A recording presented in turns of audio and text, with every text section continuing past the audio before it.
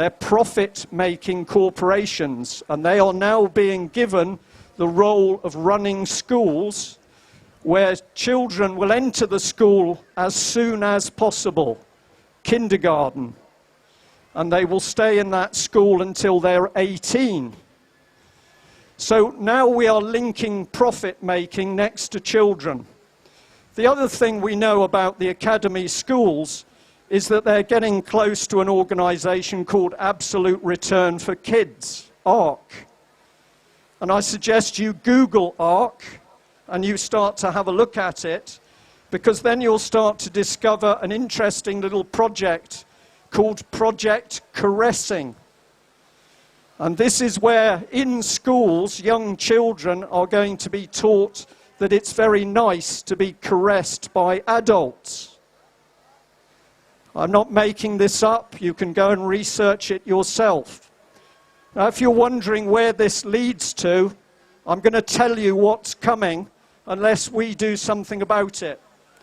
What is coming is that Westminster, and that is the coalition of MPs, is going to start working to make paedophilia lawful and normal.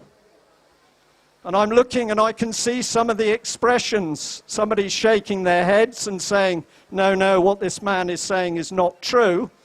And I will say to you, simply go and have a look at documentation circulating in Germany, where there are already German government documents suggesting that we should be moving towards the state of paedophilia being normal.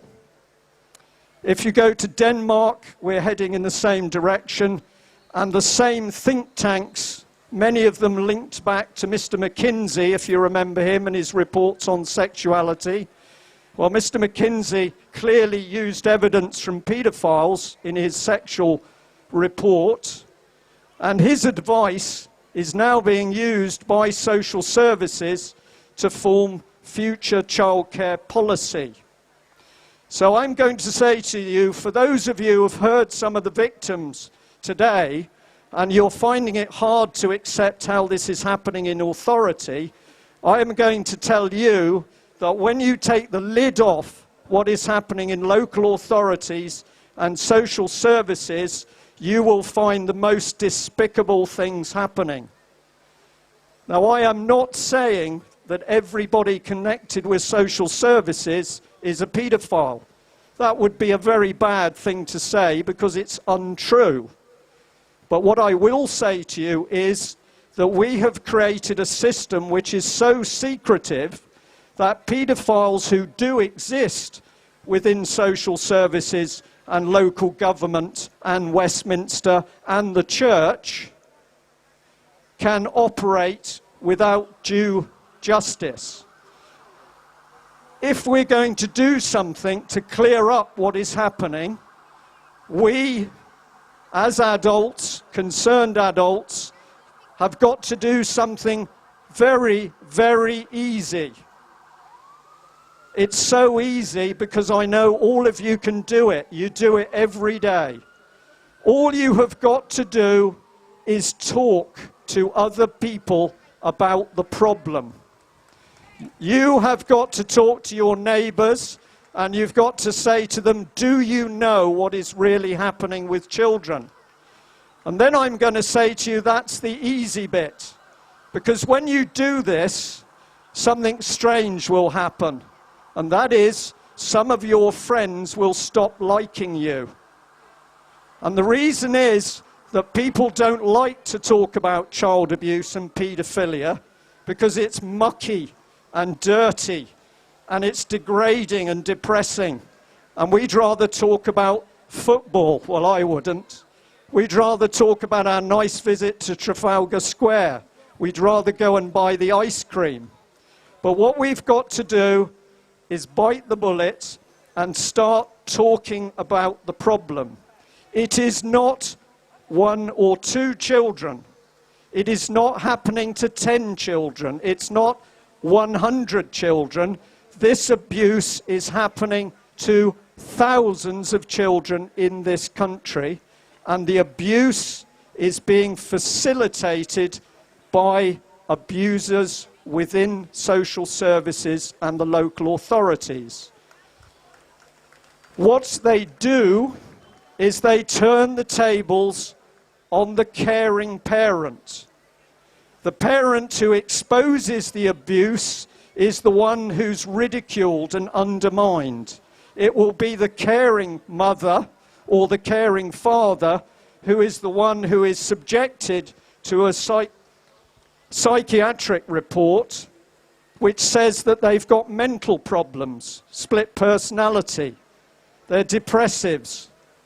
And in many cases, those psychiatric reports are written by clinical psychologists who have never ever met or been in the same room or interviewed the person upon whom they're reporting. This is in direct breach of their own procedure. So we can see that professionals are drawn into this web. Why is it that so many law firms are into family court matters? The answer is because they make a fortune out of it.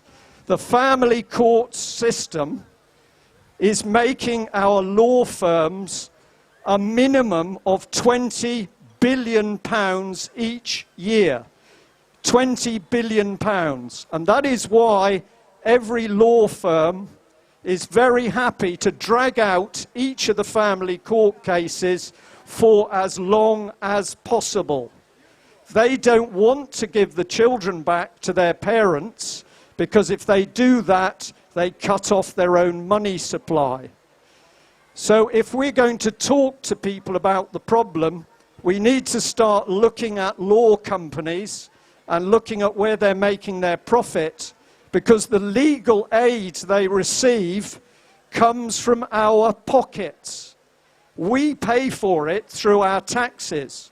So we've now got the bizarre situation where our children are being stolen and they're using our money to do the dirty deed. This is not nice. Where is it going to head? Well, once you've made society believe that paedophilia is acceptable, that society will believe anything.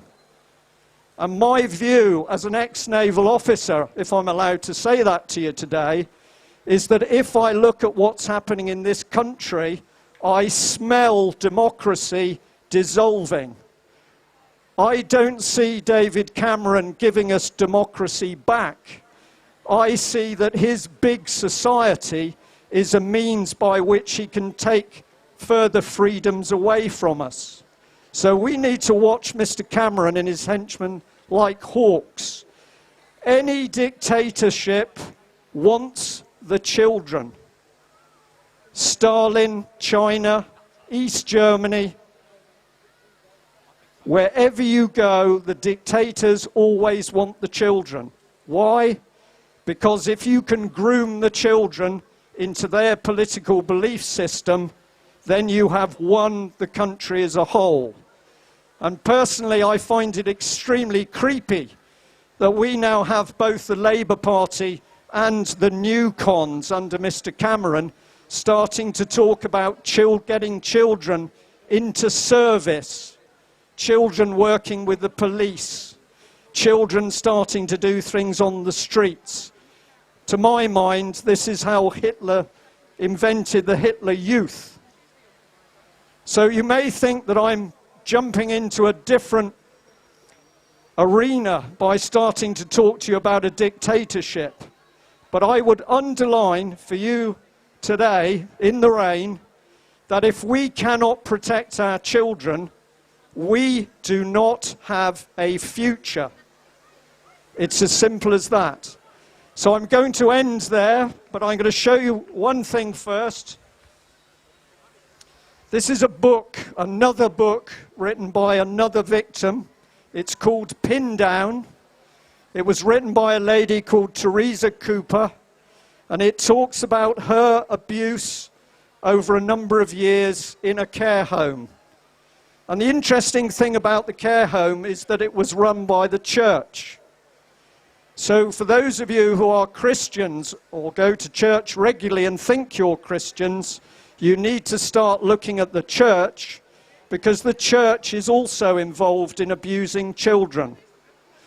This lady was repeatedly drugged so intensely she was unconscious for a day or more than a day.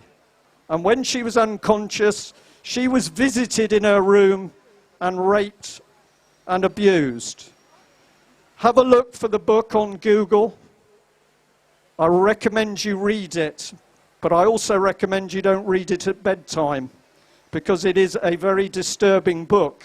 But this lady has had the guts to get up and tell her story, and you need to read something like this to really understand what's being done in this country.